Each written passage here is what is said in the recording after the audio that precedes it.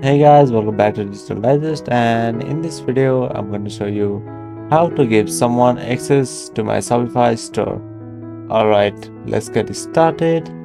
So the first step, what you have to do is let's search for how to give someone access on Shopify store.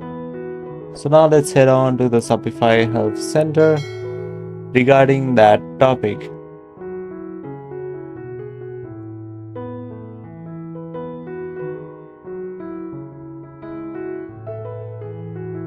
Alright, so here you can see there are various options that is given.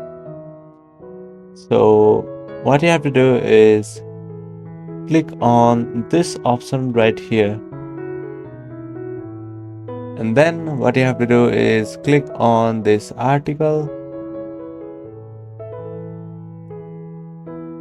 So here let's search for this term, adding users in Shopify Plus with organization settings. So here you'll be redirected to the Shopify Help Center, where you can see we have a guide where you can add users or give someone access to the Shopify store. So once you look into this article more, you'll get to know the step-wise step process of adding someone in your Shopify store. So here, when you scroll down, you will see that we have some article that explains how you can add users to your Shopify store.